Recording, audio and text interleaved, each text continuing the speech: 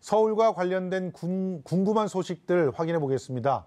팩트체크, 과연 팩트가 맞는지 또 속사정은 어떤지 국민TV 노지민 기자와 알아보겠습니다. 안녕하세요. 안녕하세요. 예, 오늘 또 갖고 오신 이 기사들 그리고 팩트체크거리들 참 심각합니다. 네. 겉으로 보기에는. 자, 우선 첫 번째 팩트체크.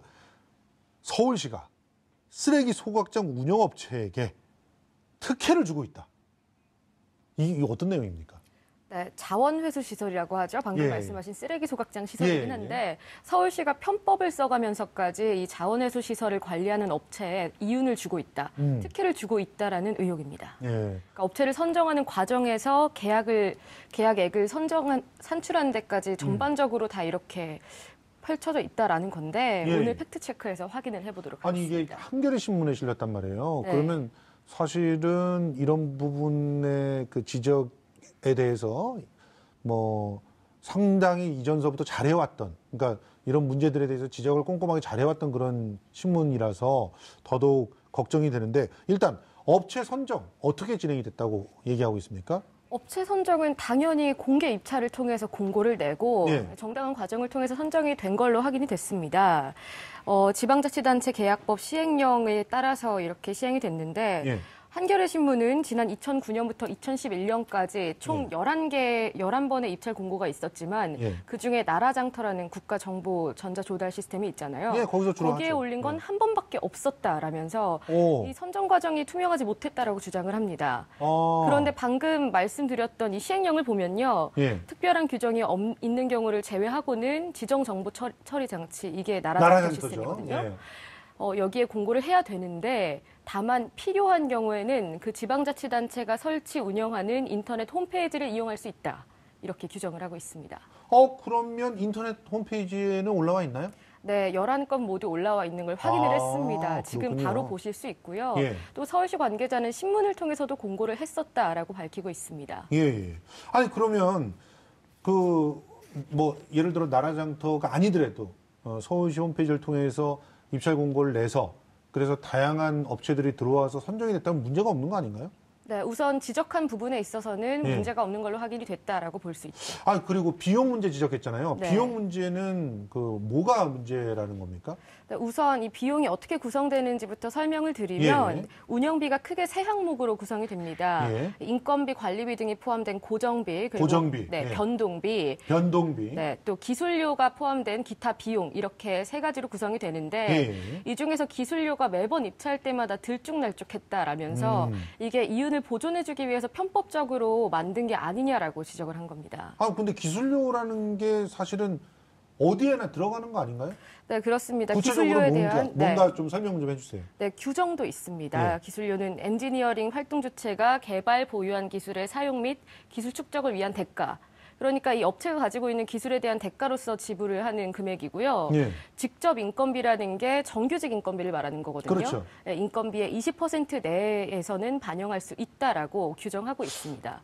그러면 기술이 좀 탁월하다고 생각하면은 좀 더 줄 수도 있고, 네. 또 탁월한 기술을 갖고 있는 사람이 들어와서 인건비가 높아지면은 기술료가 당연히 올라갈 수도 있는 거지 않습니까? 네, 우선 상호 협의를 통해서 이루어질 수 있는 거고 어쨌든 이 직접 인건비의 20% 내라고 돼 있지 특정 비율을 딱 고정을 해놓은 건 아니라는 말이죠. 예. 그렇기 때문에 들쭉날쭉했다. 그렇기 때문에 이게 이윤 보장을 위해서 편법적으로 쓴 거 아니냐라고 하기에는 무리가 있다. 좀 논리적 비약이 네, 좀 그렇습니다. 있네요. 자, 원가 자체를 너무 과다하게 책정한 거 아니냐 이런 지적도 했어요. 네, 원가를 계산을 할 때 서울시가 물가 인상률을 미리 반영을 해버렸다. 아하. 이거 과다하게 측정한 것 아니냐라는 지적이거든요. 예. 이 보도의 근거로 삼은 건 지방자치단체 계약에 관한 법률 중에서 예. 입찰일로부터 90일이 지난 뒤에 3%의 물가 변동이 있으면 예. 이 계약 금액을 조정할 수 있다, 변동할 수 있다라는 규정이 있어요. 그럼 규정대로 했다는 얘기 아닙니까?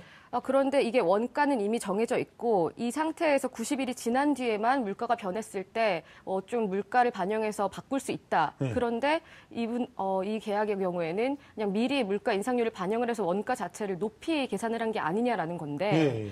이렇게 들어보면 이 말이 또 맞는 것 같기도 합니다. 예. 그런데 앞서 말씀드렸다시피 이건 계약 시점 이후에 예. 물가가 변동됐을 경우에 이 변동폭에 따라서 계약 금액을 조정할 수 있다라는 규정인 거고요. 예. 서울시 측에서는 규정은 자원회수시설 용역의 단가는 다른 규정에 근거한다라고 말합니다. 애초에 다른 규정이 있다는 거군요. 지금 보면은 네. 지방자치법에 따른 서울시 조례 근거한 계약이니까 네. 협의에 따라서 물가 상승률 적용이 가능하다. 네, 그렇습니다. 실제 사실인가요, 이것도? 네, 이렇게 진행을 실제로 하고 있고요. 예. 3년간의 위탁 금액 총액에 최근 5년간 소비자 물가 상승률을 적용을 하고 있는 걸 그 업체와 같이 상호 협의하에 진행을 하고 있다고 합니다. 예. 그러니까 서울시의 주장은 어차피 이 자원회수 시설의 민간 위탁이라는 것 자체가 규정하는 법과 조례가 있는 만큼 예. 이 규정이 어긋나지 않게 계약을 진행해 왔다라는 거죠. 규정은 어긋나지 않았다고 해도 네. 뭔가 좀 부당하게 이윤을 보장해 주려고 노력한 흔적 같은 거 찾지 못하셨나요, 혹시?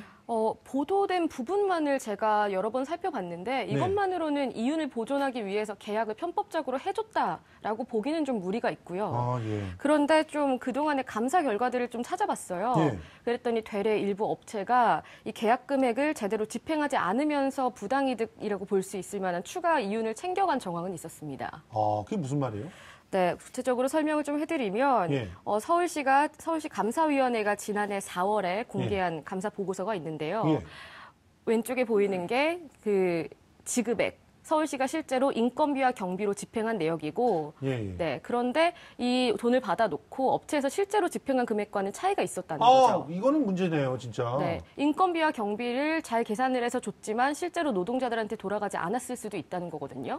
이것 좀 네. 지금 양천 같은 경우는 74억이 차익이라고요? 네, 지금 기간이 조금씩 차이가 있기도 하고 이 시설에 따라서 좀 규모라던가 운영 방식이 다르기 때문에 규모가 좀 차이는 있는데 지금 이거는 좀 잘못된 게 있는 것 같은데요. 잘못 나온 거군요. 네, 7억 5,600만 원입니다. 아, 깜짝 놀랐어요.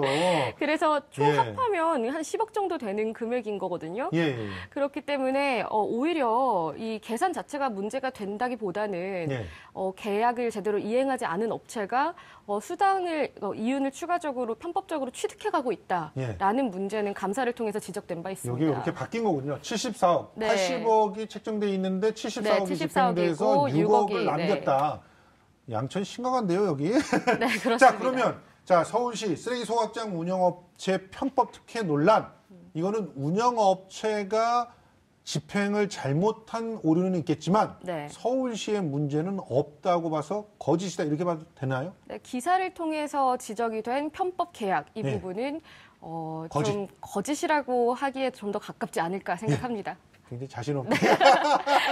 항상 악마는 디테일에 있는 법이니까요. 아, 예, 알겠습니다. 네, 보도 자체는 거짓이라고 볼 수 있겠습니다. 알겠습니다. 네. 자, 그러면 지금 서울시 공무원의 그 이중 여비 수령 이 논란 네. 요걸 좀 살펴보겠습니다. 두 번째 팩트 체크인데요. 네. 서울시 공무원들 출장비를 받는데 택시비는 왜 또 받느냐?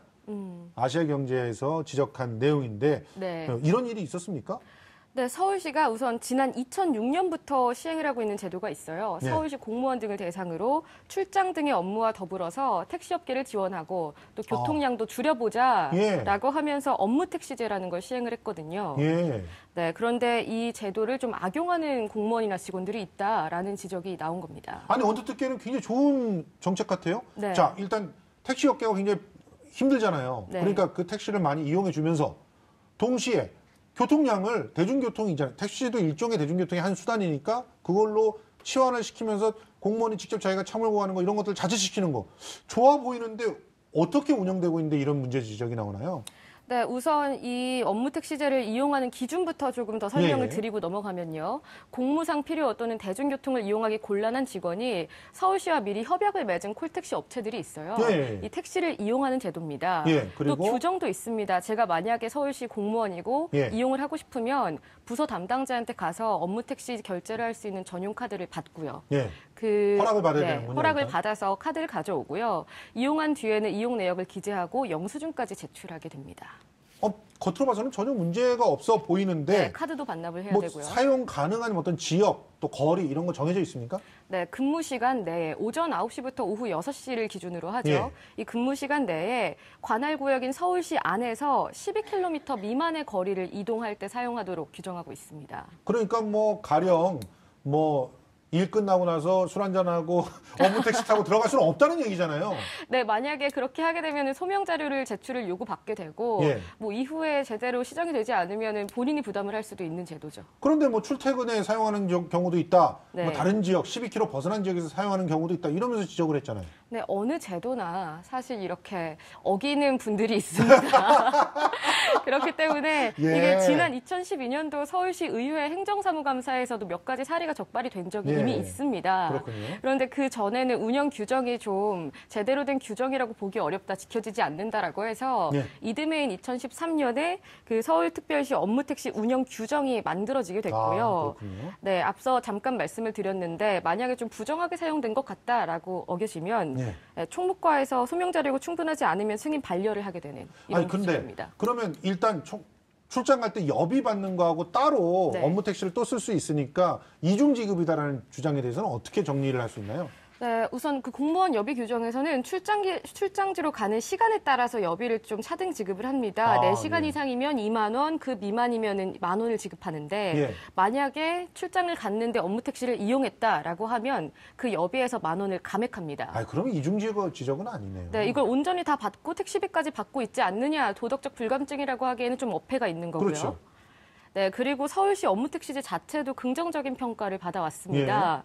지난 2013년에 울산 동구에서 서울시 사례를 긍정적으로 평가한다면서 벤치마킹을 한다고 했고, 인천, 제주까지. 네, 인천, 제주는 올해 지난 8월 그리고 10월 각각 업무용 택시제를 도입하겠다라고 밝혔습니다. 이것도 보면은 일부 이상하게 사용하는 분들은 계시지만 네. 제도 자체는 문제가 있다고 보기는 좀 어렵지 않나요? 그러면 네. 대체로 거짓 아니겠습니까? 네, 그렇습니다. 오늘 말씀드린 것들은 전부 다 관리 감독이 좀 더 필요하겠다라고 정리를 좀 할 수 있겠습니다. 네, 지금까지 국민TV 노지민 기자였습니다. 고생하셨습니다. 고맙습니다.